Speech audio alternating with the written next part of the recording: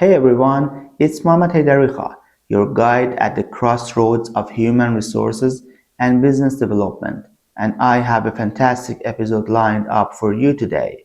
My guest is Rae Michelle Bullard, a 20-year veteran of the HR world who decided to build her own lane, literally. In 2020, she launched MyHRLane, a full-service HR provider designed to remove the roadblocks that slow business down. Since then, she and her team have become the secret weapon for nonprofits, healthcare providers, and security companies looking to level up their culture and their operations. Today, Rae is joining me to talk about building a business, supporting diverse industries, and positioning for the next big wave of growth. You won't want to miss it.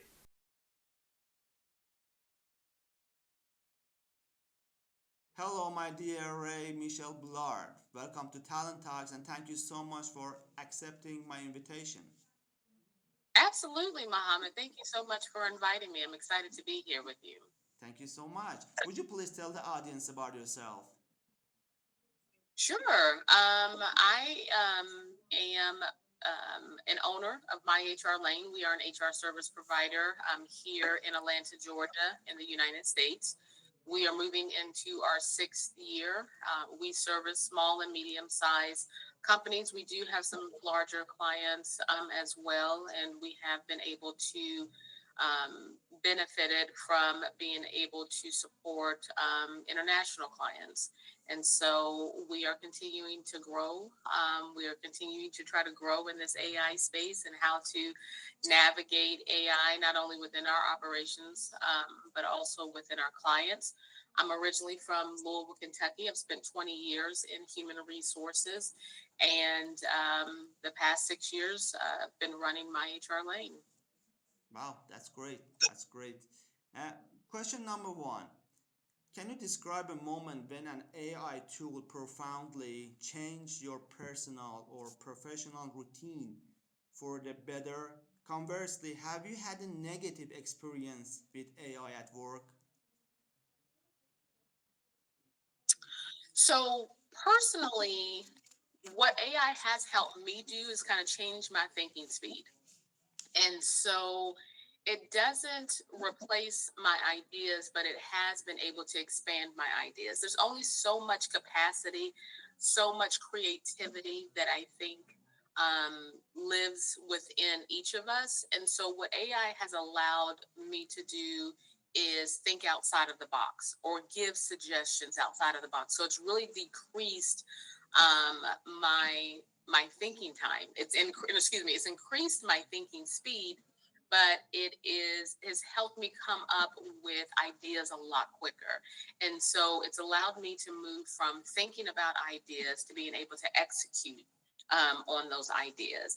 In a negative situation, I continuously see, and we'll probably talk about this a little bit more throughout the podcast, but I continuously see um, people use chat gpt to replace judgment, and it can become a dangerous tool when you're dealing with people, to remove the people element out of decision making.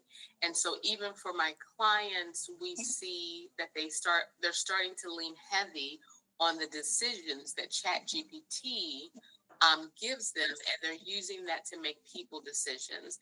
And so that is starting to come back and kind of bite them a little bit.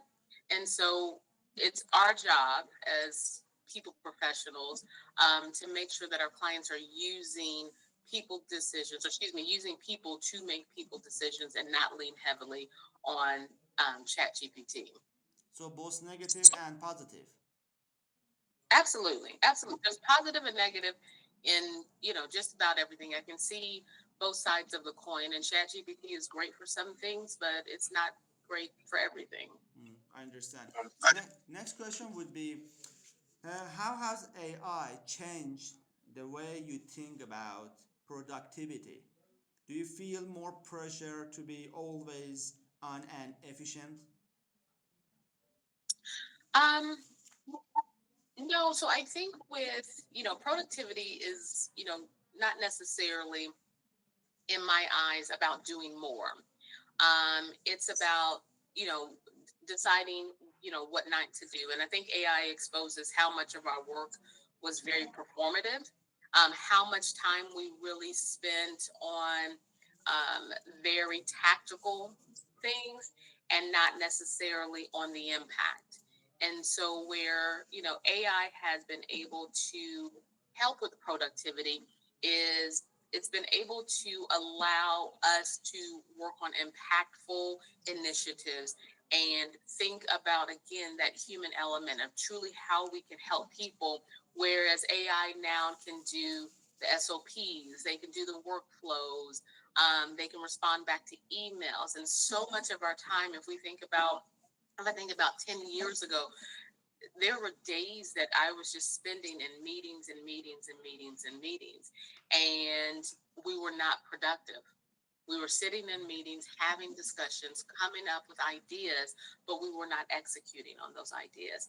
And now we don't have to spend that much time in meetings because AI is able to help with those SOPs, policies, workflows. It can help expand on those ideas where we now have time to think about how do we impact the lives of other people while they're at work. That's great. Beyond saving time, how has using AI altered your relationship with your work or your sense of professional identity? That's a good question. I think with AI, AI can now, like I was saying, they can draft, they can summarize, AI can analyze, but it doesn't remove my value. It doesn't remove my judgment, my empathy, or my decision making, and that's something that AI cannot cannot replicate. And so, my relationship with my work has been AI has allowed me to focus on decision making and judgment and empathy and being able to infuse those into the work that I do with my clients.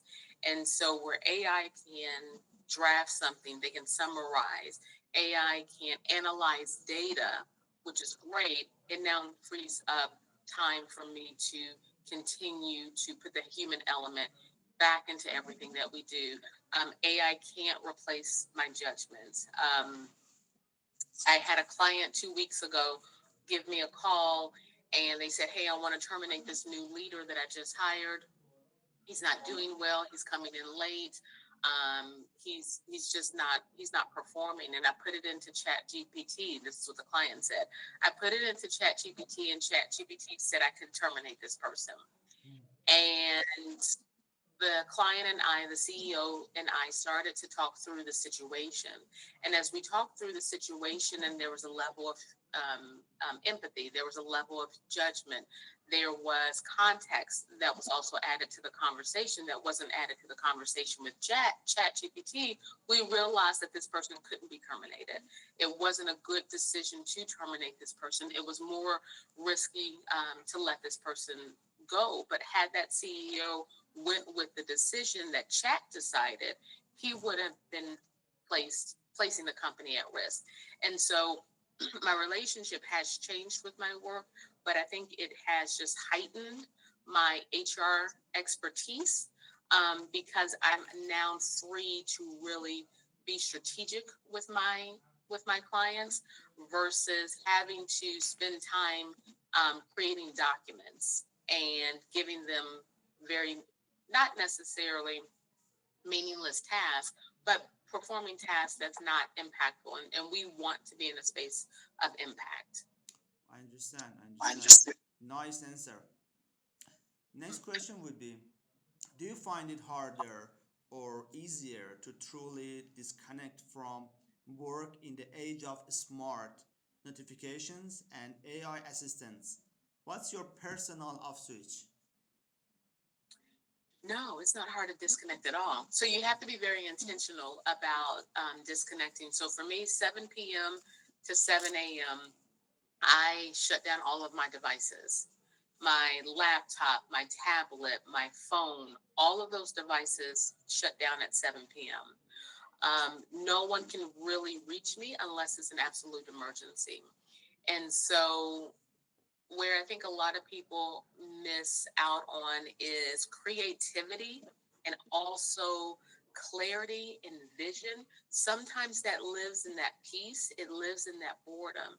And so I fight really hard from 7 p to 7 a to have peace and quiet and boredom because it's in that time that I can have ideas. The other 12 hours, I'm working, I am constantly on, I'm constantly thinking, I'm constantly doing.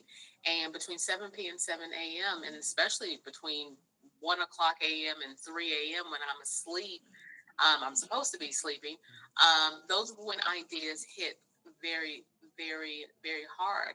And a lot of people will turn to their phone and they'll type their ideas in their phone. And I don't even do that. I keep a notebook by the side of the bed, I keep a pen, and I write down whatever ideas I'm having between 1 and 3.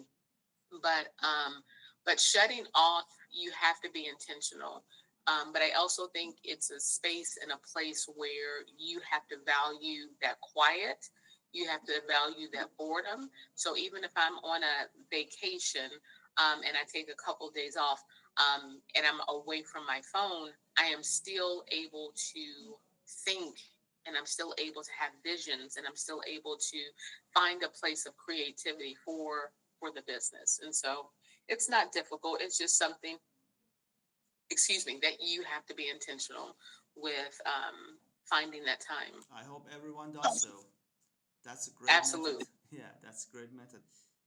For leaders, Ray, tell me what's the most important ethical line a company should not cross when implementing AI to monitor or enhance employee productivity.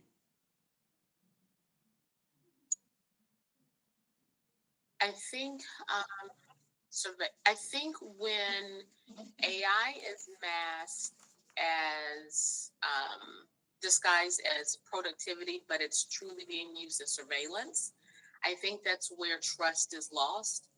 And so when we have tools that are, um, looking at how our employees work instead of looking at their outcome, and there's not that consent, then there is a level of trust that is tarnished. We have to be very mindful and we have to be very cognizant that we're not using AI tools, to police our employees and to police how they are doing the work versus looking at their outcome. Now, if we're looking at how they're working because we are looking for efficiency and that's the end goal and we want to make changes, then that's something that has to be communicated to employees up front. But if we're using AI tools to police how they work and they find out and we don't, ask for their consent, then you lose that trust of that employee. And we know when we lose trust of employees, we lose good employees. And so we also lose productivity when we lose the trust of employees. So I think it's a very, um, we've got to create boundaries around how we use AI. What is the purpose of using, specific tools? Because there's so many tools out there, right? There's so many different variations of not just Chat GPT, but we have to be very mindful of how we're using AI tools, and we have to be very transparent with our employees in terms of that we're using these tools and how we're using these tools. Yeah, I understand. But most of the people, I mean, the leaders, they do not think about, promoting and improving. They just wanna controlling others, and that hurts. That really hurts. Mhm. What concrete policies, for example, right to disconnect, meeting free days, are most important to pair with AI tools to prevent burnout? Oh, very, much how I cut off at 7 p.m. I think our policies, I have one client, they have a policy that, every department has at least one meeting free day every week. So there are no meetings whatsoever. So people can, effectively do their job, so that they can work on the things that they need to work on. I think there needs to truly be a right to disconnect. If we're looking at work life balance, and we have now this AI tool that can speed up how we do work, it may not. And I think this is one of your questions, maybe a little bit later around, or my around um, the work week. And I think AI allows us to work quicker. And so if we're able to work quicker and we're able to free up some time for our employees to disconnect, allow them to disconnect. As I had said before, years ago, I was in meetings after meetings after meetings several days out the week. Now AI allows for us not to necessarily have to be in that meeting space consistently. So meeting free days, I think clear expectations across the board are absolutely needed. But employees need a right to disconnect. They need meeting free days. I think AI should remove all of the noise that employees are surrounded with, and not to accelerate the burnout. If we're using AI and burnout is still the outcome, or it's still what we're seeing on the back end of our employees, then we're not using it correctly. I understand. I see what you mean. How can companies ensure that AI-driven performance management reduces human bias instead of amplifying it? That's a difficult one, And because this is very AI, common.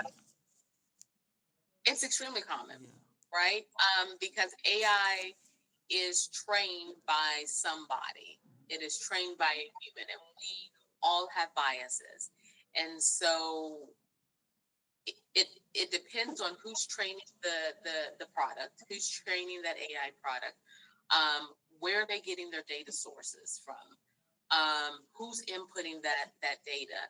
And so it's hard to not have these biases show up in your AI tools. But that's where companies have to do a very good job at doing audits. Where's this data coming from? Who's inputting the data? Um, AI shouldn't inform decisions. AI should inform decisions. They shouldn't make decisions. It is having maybe an AI outsourced professional to come in and again audit how those tools are being used, because those biases do live within AI. We train AI to speak our tone. We train AI to take on our personalities. And so, if our personalities are living with biases that we may or may not know about, or we may not be aware of, then that's going to show up in how AI informs our clients on decision making. And so I do think, just like with any other audit, I know the government here in the U.S. is trying to figure out what to do with AI and how to manage it and how to monitor it. But I think employees who are leaning heavy on AI tools also have to lean heavy on AI audits, so that they can show that they are not using biases to make decisions, especially in hiring decisions and compensation decisions, who gets promoted. If they're using ChatGPT, or if they're using some type of AI tool to make those decisions, then they also have to, from the due diligence standpoint, their due diligence have to make sure that they're auditing for biases. good answer. Thank you so much.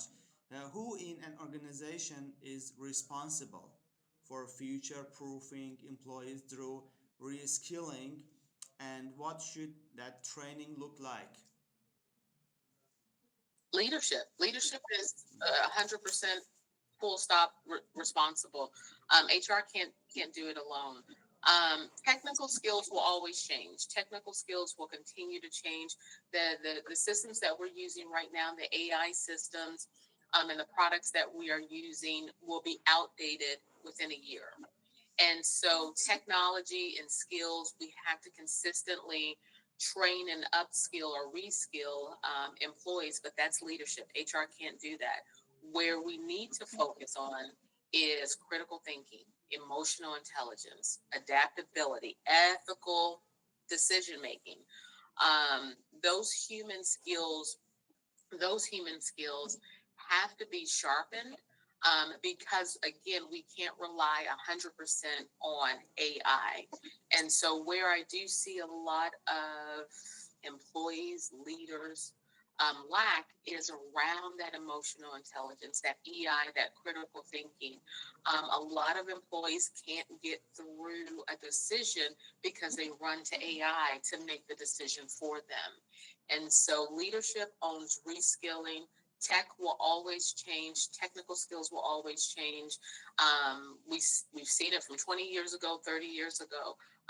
But those soft skills are extremely important to train on. Understand? Understand. Yeah. Do you see AI primarily as a tool for augmenting human work or for automating it? What does that mean for the future value of human skills?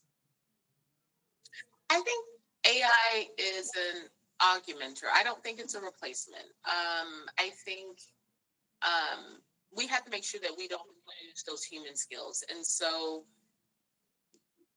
I believe the future lies with people who can ask better questions, interpret nuances, and also lead with judgment and empathy.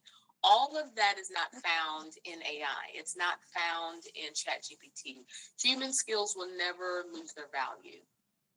But as I was saying with the example that I gave about the leader who was using ChatGPT to make the decision to terminate someone, they did not take into consideration the human aspect of it. Not saying that this employee didn't deserve to be corrected for their behavior, but ChatGPT didn't take into account any context. The leader didn't ask or prompt GPT with all of the necessary information. So there was a lot of information left out. Where AI lacks is a conversation. And so with AI and with decision making, um, clients and people are using it as a tool to just input data so they can get data back. But they're not using it as a conversation because ChatGPT doesn't have that human element. And it's in that human conversation that we can get the best judgment, that we can ask better questions, that we can interpret better than that of ChatGPT. And so I look at Chat as something that, again, it is a tool. It's not a replacement for anybody. Yeah, I understand. Next question would be, could widespread AI adoption make concepts like the 4-day, work week a standard, or will it lead to more work intensification for a smaller workforce tasks? Kind of like that.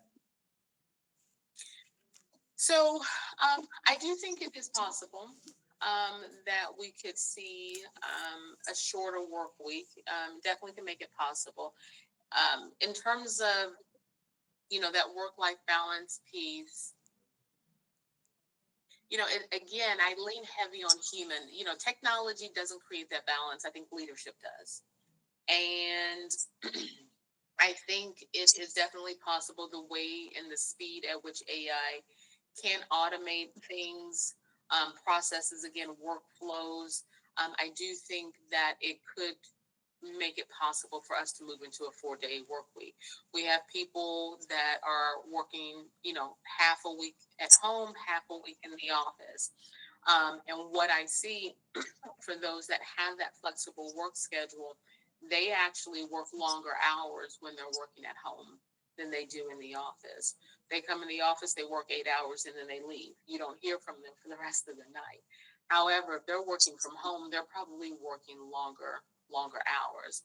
Um, and they're working a lot more efficiently. And again, AI being that tool, I think will allow for companies eventually to start looking at the possibility of a 4-day work week as well. And most of the employers do not trust, remote work working from home. That's one of the problem, you know.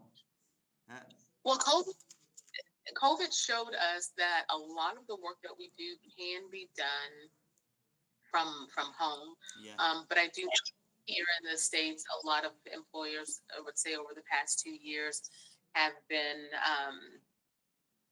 dragging people back into the office, kicking and screaming, and for a variety of reasons. But I'm a fan of people being able to work from home. It's a work life balance. Like I said, in terms of productivity, for some, I get a lot more productivity out of them when they are able to work from home. Um, so we'll see what the future holds. yeah, yeah. I understand. Uh, Looking ahead 10 years, for example, what new human-centric jobs or roles might emerge that we can't even imagine today because AI has freed us from current tasks? That's a good question. I think again that I think it's going to be roles that are focused on the meaning and not the mechanics. Yes, there will need to be those that can software developers that can design chat and upgrade chat, but then you're also going to need AI collaborators. I think they're going to be AI collaboration coaches in the future. There's going to be AI ethic translators, so there's going to be something that has to have that human element somehow built into our AI tools, or be able to design those tools with that human element in there. Ethics is going to be huge. Trust architects are going to be huge, in collaboration coaches. So how do we collaborate between human and AI? And I think that is where those new roles will emerge, in terms of how do you collaborate with both sides of these coins in an ethical manner. And again, roles focused on the meaning of AI and human, and not just the mechanics of And AI. everyone should be very smarter than today in the near future. in the near in the near future. And I think again, making sure that that human component doesn't get lost in the mix of everything. Yeah, I see. Are we facing a new digital divide in well being where access to personal AI tools becomes a major factor in quality of life? Yes, I think we're definitely seeing it now. When you have access to good AI tools, you have more time, less stress, better decisions. When you don't have access, or you lack that access to tools, employees are overloaded, and they're burnt out. And so the quality of life becomes a question for employees in terms of where they want to live. For employers, it is becoming a recruitment tool for them to share how much AI they're actually using in their day to day operations. Because for employees, they connect that AI access to a work life balance. And so, where you have some clients, or excuse me, some companies that are investing in a lot of AI tools, an employee is less likely to have to work 60 hours a week. They, get to go home early. They have a work-life balance. They're working more efficiently. They're working on things that they love to do. Whereas some employers may not have the ability to invest in AI tools. And so those employees are still working through a manual process. They're working long hours, long days. And so they feel that burnout. They're stressed out. They're overloaded. And so it impacts not only their livelihood, but it impacts their productivity at the workplace as well. Yeah, I understand. Thank you so much. Is the ultimate goal still work life balance, or is AI pushing us toward a more integrated work life blend? Which is healthier in your point of view? I think the healthiest approach is intentional boundaries. I think it's intentional boundaries inside, this blended life of AI and and and just life. And so, balance is aspirational, but I think blended is realistic. AI should support that flexibility, but it doesn't erase rest. Um, and so again, I think the healthiest approach is, what are our boundaries inside this blended life? How do we use AI to create a work life blend and not necessarily a balance? Because it is a blended life when using AI. We're using AI for absolutely, everything, videos, movies, not just in the workplace. We see it infuse pictures and absolutely everything. AI is telling us what to eat for dinner, what's healthy. And so when you have all of that infused, it's not, I don't think it's a balance, I think it's a blend. Yeah, I understand. Where is the line between a helpful AI assistant and insidious source of surveillance and control? How do we recognize it? Well, I think it can be hard to recognize if you don't know what to look for. And so, as I said before, when we use AI to surveillance our employees without consent, I think that is an ethical line that has been crossed. That for some employers, they may not be able to rebuild that trust. When we have AI that's tracking that behavior and it's punishing instead of supporting, then we have problems. And so I think employers have to be very mindful of how they use AI and how they communicate that AI to their employees. If AI handles routine tasks, does that make our remaining work more meaningful, or does it place more pressure on us to be constantly creative and strategic? I think it does both. I think that AI does remove the mundane, but it also raises the bar on thinking, and it allows us. AI does give us more opportunities to be more creative and think outside the box. I think there is a danger if we are always expected to have constant creativity. Um, and so we still need a break. Humans still need to recover. They need to reflect. They need to rest. Um, and so I think AI, again, they do both. And I think it's a great tool to use to allow us to think outside of the box or to come up with ideas that we didn't think about. And we may start off with this small idea, and AI allows us to think and to move into this space, a much broader and wider space.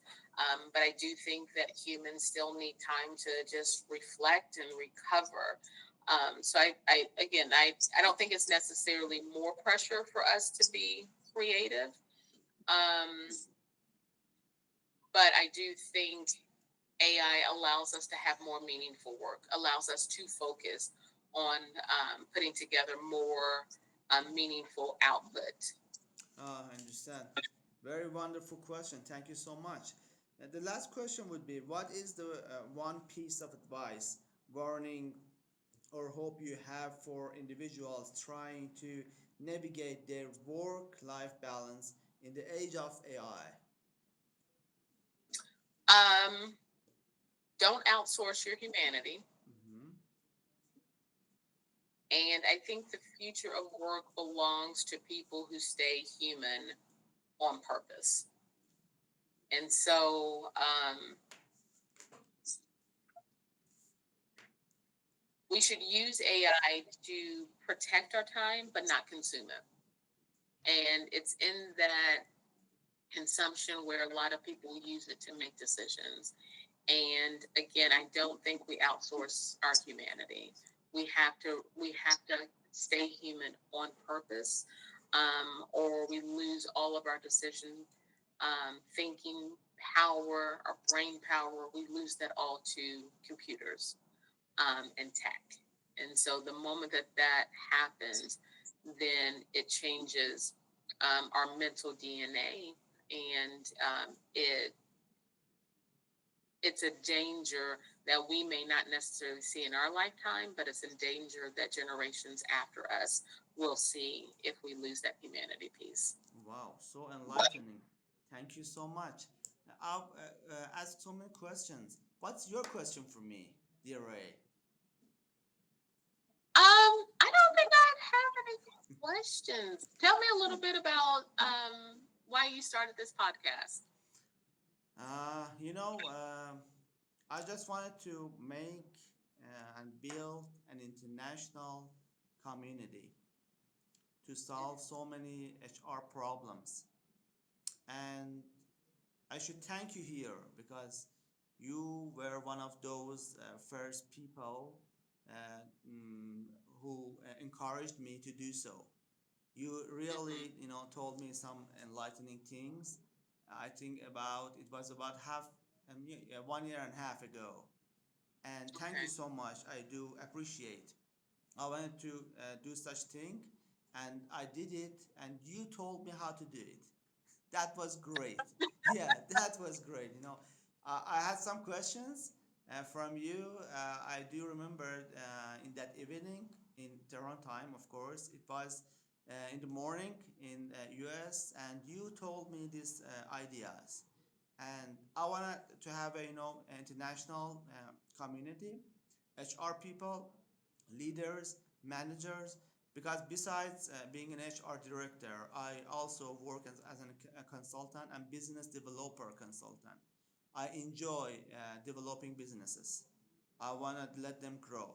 And it happens by having different networks. When there is a Mm-hmm. great network, there are so many ideas coming up, and out of those ideas, you can implement so many things, and there would be great creativity. I did it by so many people from different parts of the world, uh, especially youngsters, Generation Z, and so many universities. And again, I should say thank you because I sent you the proposal. I can remember you didn't read that proposal completely, but you enlightened me. That was great thing. Right after the meeting we had last year, uh, Mm-hmm. I started doing this, building new networks, finding different peoples, and the best way to transfer and transmit this knowledge, this kind of knowledge, Mm-hmm. and these concepts was this podcast. Having podcasts, talking about different items, sharing with different people, cross share it on LinkedIn, especially besides Instagram and YouTube. Then you find so many solutions for so many people. Besides that, I do believe in spiritual integrity. I believe Right. that we have to be one. If we had to be one, and if we had one, person, an international person, so there would be no boundaries. There would be Right. great shared knowledge, science, and there would be no enemies. Everyone would be friends, and it would be a great friendship. That was my idea, and you showed me the way. And I say again, thank you, thank you, thank you so much. And this is the idea behind this, kind of podcast. This podcast that we are recording, it is the 27th one. Awesome. Yeah, the 27th one worldwide. There are so many others coming. There are some. It is good to know that there are some, other podcasts that I could record, but I was not allowed to release because I live in Oh, Tehran because of so many political problems. So maybe one day I will. So sorry, so sorry. I had to say goodbye to one of my great friends. So sorry. That was a great thing, and I'm sure that one day I will release those items. Okay, It's good. around I look it's forward. around more than 50 Oh, podcasts. Yeah, from different oh wow, people from all around the world, from Singapore, Australia, United wow. States, United Kingdom, Germany, Portugal, so many countries. But up to now, this is the 27th one that we are recording, and we are supposed to release it as soon as possible. Okay. How was my Well, answer? Did you like that? I loved him. Thank you so I loved much. you. Thank you so much. And again, thank you so much because of your great posts via LinkedIn. Also on Instagram. I've learned a lot from them. I hope everyone follows you, comes to you and learn many things. And you are a great consultant. You are very Well, confident. You know many things and you know how to implement them. And your words are very heart touching. And you know how to implement empathy, sympathy, and EQ in general. And I'm so glad to meet such a great soul like you, Ray. Thank you so much for everything. well, thank you, Mohammed. I hope you enjoy the rest of your week, and thank you so much for having me Thank on. you. Thank you so much. I didn't realize that I knew we had talked. Like you said, a year and a half ago. I just didn't. I forgot. About the details and the Yeah. specifics. So thank you for bringing it back and making me remember. What we talked about, and it warms my heart to know that I touched you in some kind of way to start this. So And you told something about humanity, and we have to we have to struggle and strive to be human even in AI era. And this is something that you are doing great, and you are a great human, great soul. And I hope that many people use your intelligence, use your knowledge, use your experience. And may God bless you, and may God bless America. all right, thank you so much, Thank you so Mohammed. much. Thank you so much. We can stop recording now and we'll have a little bit chat later. Shall we? Okay, Okay. Have a great yeah, time. Bye for now. Bye. all Bye. right, I stop recording. okay. Talk to you later.